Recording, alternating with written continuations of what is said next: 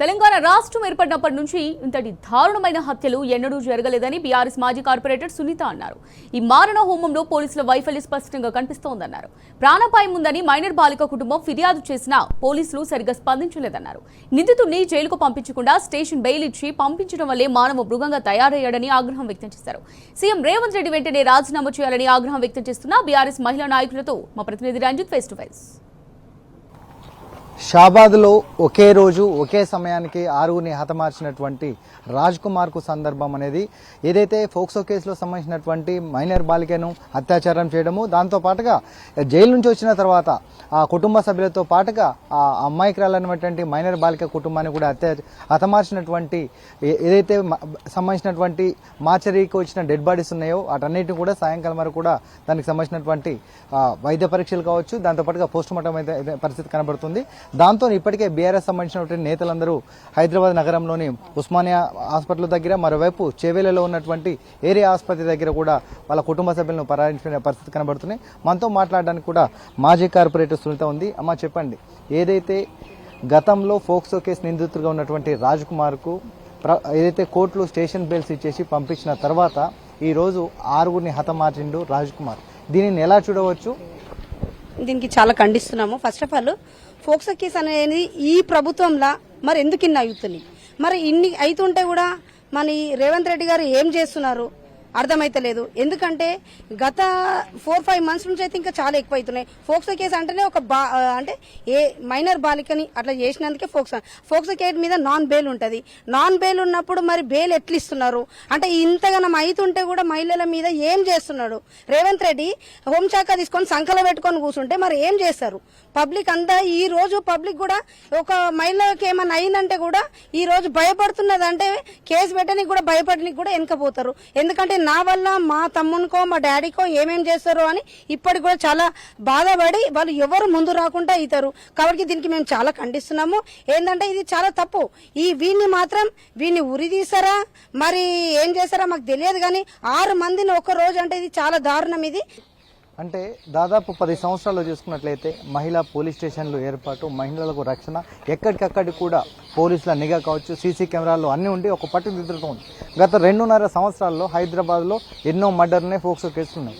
పోలీసుల వైఫల్యం అనుకోవాలన్నా ప్రభుత్వ వైఫల్యం అనుకోవాలి. ఈ రోజు ఒక మూర్ఖ ముఖ్యమంత్రిని తీసుకొచ్చినందుకు విద్య మళ్ళంటే పోలీస్ శాఖ వాని చేతిలో పెట్టుకొని ఇదంతా చూసుకుంటున్నా కూర్చున్నాడు. ఎందుకంటే ఈ కేసులో అసలు బెయిల్ అనేది ఉండదు, నాన్ బెయిలబుల్ కేసు ఇది.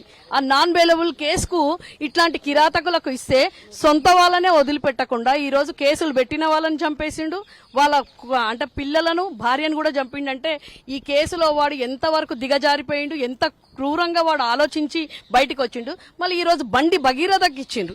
బండి భగీరథది సంచలనమైన కేసు ఇది. మొత్తం రాష్ట్రం కాదు ఇండియా లెవెల్లో నేషనల్ పోయింది. మళ్ళీ దీనివల్ల మళ్ళీ బండి భగీరథ వాళ్ళ కొడుకు మళ్ళీ దీన్ని ఎక్కడి వరకు తీసుకొని పోతుండ్రు రేవంత్ రెడ్డి. అరాచకాలు, క్రైమ్ అనేది రేవంత్ రెడ్డి వచ్చిన తర్వాత 28% పెరిగింది. మహిళలను కోటీశ్వరులను చేయకు రేవంత్ రెడ్డి, మహిళలను కాపాడుకో. ఈ రోజు అంటారు కదా తెలంగాణ మహిళలేమో కానీ నీ భార్య బిడ్డ కూడా ఉన్నది, వాళ్ళు కూడా మహిళలే. ఈ రోజు మేము అందరం బయటికి వస్తున్నాం, మళ్ళీ మీ అందరినీ కూడా మళ్ళీ ఎక్కడంటే అక్కడ అంటే న్యాయం అనేది చచ్చిపోయింది, రాజ్యాంగం అనేది లేదు.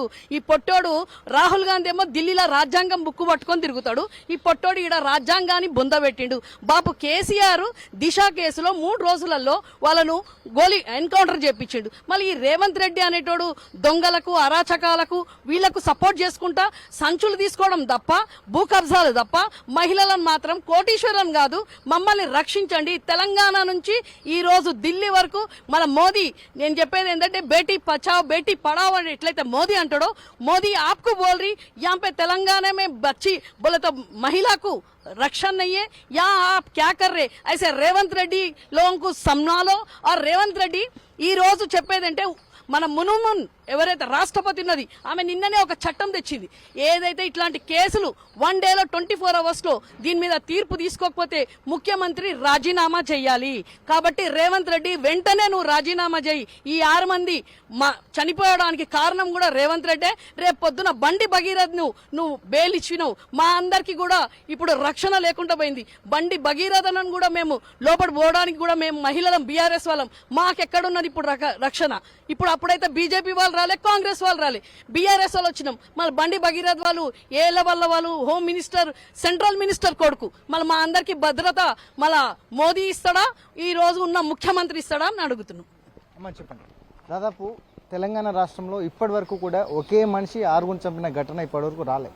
రాష్ట్రంలో ఈవెన్ వాళ్ళకి ఆల్రెడీ ప్రాణాపాయం ఉందని పోలీసుల దగ్గరికి వెళ్తే అరెస్టు చేయలేదు. 55 రోజులు కూడా బయట ఉన్న వ్యక్తి బయటనే స్టేషన్ బెల్ తీసుకుంటూ జైలు కూడా పోకుండా ఇలాంటి వ్యక్తి పైన ప్రాణాపాయం ఉన్నంటే కనీసం పోలీసుల రక్షణ ఇవ్వలేదు. దీన్ని ఎలా చూడొచ్చు? పూర్తిగా పోలీసులు బాధ్యత వహించాలి. పూర్తి నిర్లక్ష్య వైఖరి. ఒక క్రూరుడు మానవ మృగంలాగా నాన్ బెయిలబుల్ వారెంట్ ఉన్న కేసు పోక్సో చట్టం కింద ఉన్నదాన్ని తృణప్రాయంగా వదిలేసి పోలీసులు నిజంగా చెప్పంటే ఎంత నిర్లక్ష్యం అంటే స్టేషన్ బెయిల్ ఇచ్చేసి పంపించేస్తే మేకలను కోసినట్టు, జంతువులను కోసినట్టు మెడలు కోసి చంపిండు. ఒక బాలికను అత్యాచారం చేసి మరీ చంపిండు. అంటే వాడు ఎంత క్రూరుడు. పోక్సో చట్టం కింద అసలు ఈ చట్టాలు పనిచేస్తలేవా? మెయిన్ రేవంత్ రెడ్డికి ప్రత్యేకమైన చట్టాలు ఏమైనా ఉన్నాయా? పోలీసు వ్యవస్థ ఏం చేస్తుంది?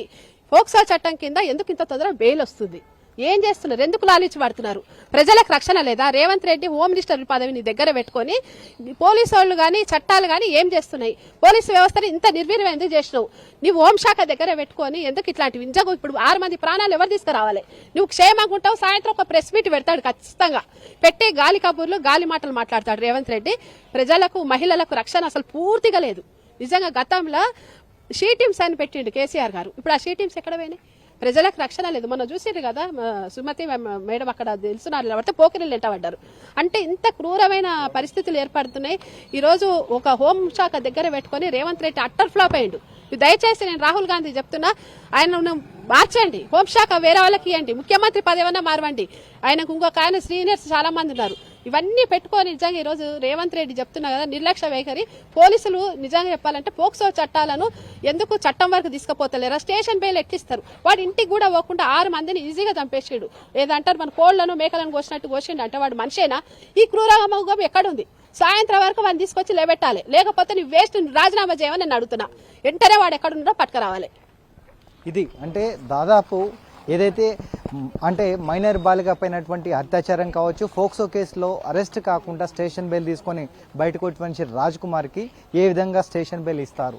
స్టేషన్ బెయిల్ నుంచి వచ్చిన ఏదైతే అపరిచితుల్లాగా ప్రవర్తించినటువంటి రాజ్ కుమార్ పైన ఎందుకు పోలీసులు నిఘా పెట్టలేదు?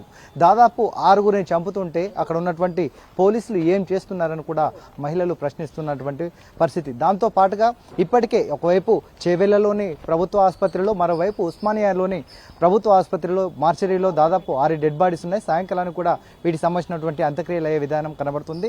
ముఖ్యంగా చూసుకున్నట్లయితే ఇంత దారుణం వడగట్టినటువంటి రాజ్ కుమార్ పైన పోలీసుల వైఫల్యం వల్లనే 6గురి హత్యలు జరిగినాయి. దానికి కారణం కేవలం ఒక మేకను కట్ చేసిన విధంగా కూడా అలాంటి హత్యలు చేస్తుంటే అంత క్రూరమైన మృగాలకు ఏ విధమైన స్టేషన్ బెల్స్ ఇచ్చారు?